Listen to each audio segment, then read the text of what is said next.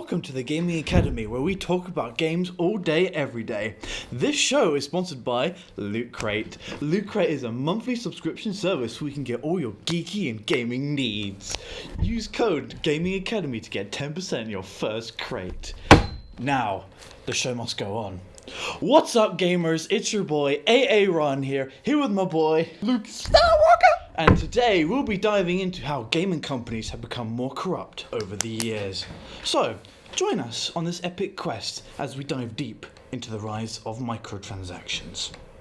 Now, video games without microtransactions, let's be honest, they were so much better. Sucky. Yeah, basically. So, when they first came out in 1958 with Pong and Computer Space, they didn't have any form of expansion or microtransaction. They were like the cavemen back in the game. Yeah, basically. But they were just fine by themselves. They didn't need any form of expansion or paid DLC. Games were great back in the game. You did fulfill game, but the thing is, the graphics were amazing for those. They were those revolutionary days. They were for those times. Yeah. But the thing is, you got fulfill game. You got fulfill game, and you got to play all the content, and it was flipping amazing. You know? It's like the same with like Super Mario World or Sonic the Hedgehog, which came out in 1991. Yeah. They didn't need any form of DLC or microtransaction. Yeah, dude. They were just perfect by themselves. Dude. Yeah.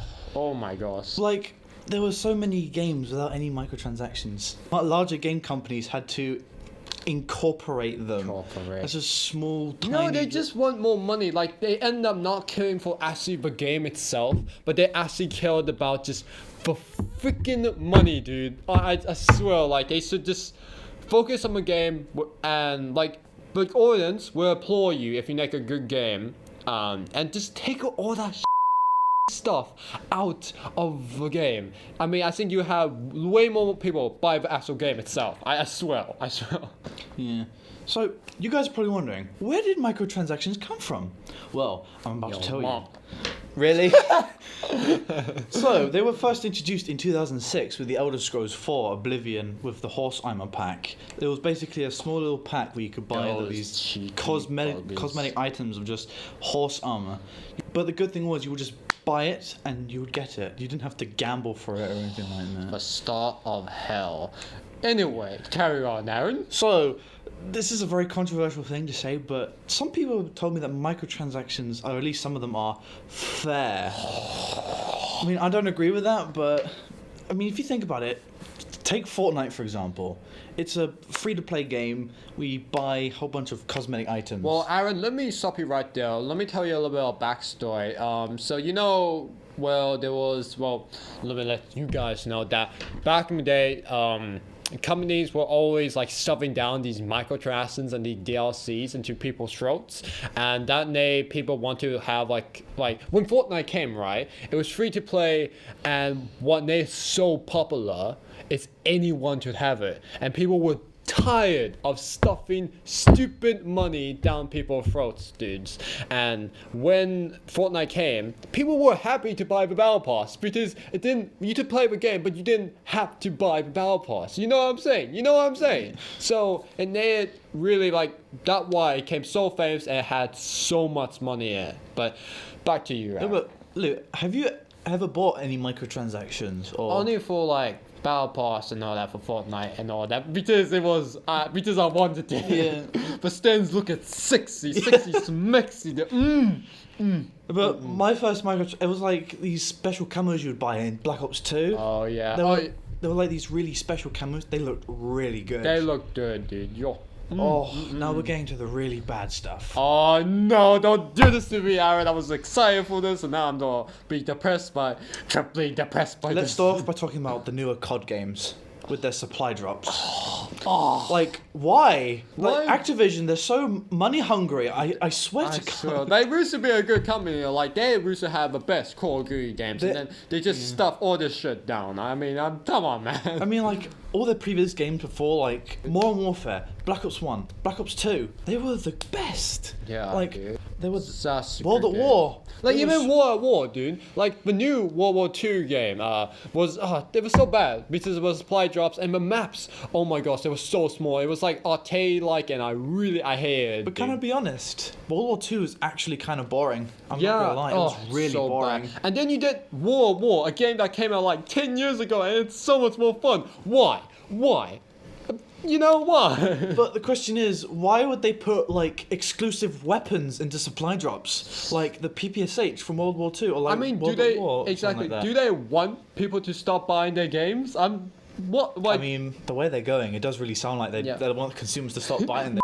maybe they're just tired of making Call of Duty games every single year. You know what I'm saying? Maybe they should cut down to maybe once every other year, not just every year. Exactly, dude. Like maybe have a They're break. they're Have probably, a break. They're like, sorry to cut you off, but they're Yeah. like really wearing themselves down, I think. Yeah, but no, like recently their staff are like pretty much they feel like enslaved by this stupid company that's trying to make as much money as possible and not even worry about their audience, their gaming community. Like it's bullshit, dude. Like I But think back to the supply drop. Like the weapons they were putting, they were either really good, like brokenly powerful, Yeah, or they dude. were just like average or just really underwhelming. you know what like, worst part is? What? If you buy something, you might get bad stuff. Even if you lose money to buy it, you don't probably end up with bad stuff because it's gambling, dude. It's Yeah, gambling. that's the worst. But I think this one is just a bit more worse than Call of Duty. Yeah. Oh. When Star Wars Battlefront 2 was in beta, when it was first Oh released, no! Don't let me that start. is loot boxes. Don't Oh let my me god. start. The loot boxes would peeve me right off, honestly.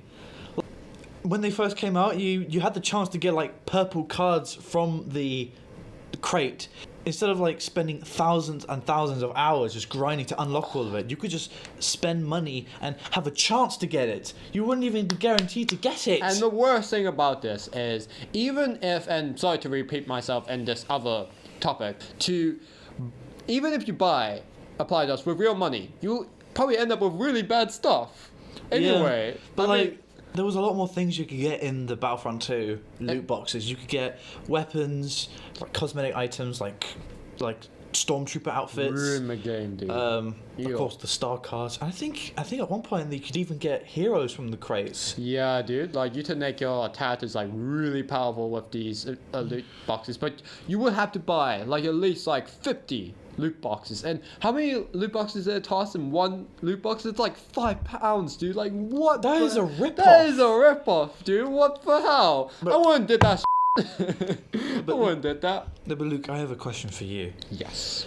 I know it's probably a really stupid one, but do you think at least some, and I say that with quotes, some microtransactions are at least a little bit fair? So again, I'm not repeating myself again. With a Fortnite Battle Pass, have to like that for me that has to be fair because it kind of ruined other games because everyone's copying their company.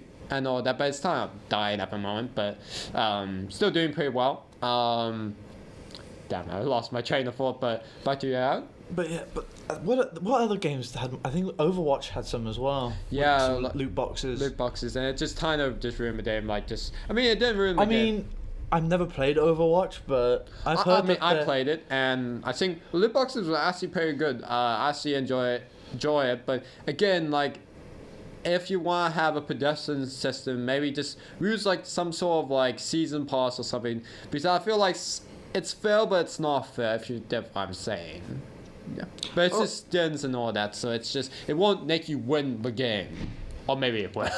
Alright guys, well unfortunately that's all we've got time for this week. Thank you guys so much for tuning in. Wait. This episode is also sponsored by Monster. They're now for... Tyler. As I was saying, next week we'll be discussing how graphics have gotten better throughout the years in gaming. So tune in with us on Wednesday the 29th of February at 5 o'clock in the afternoon. Have a good one guys. See you next week. Bye, Luke Skywalker.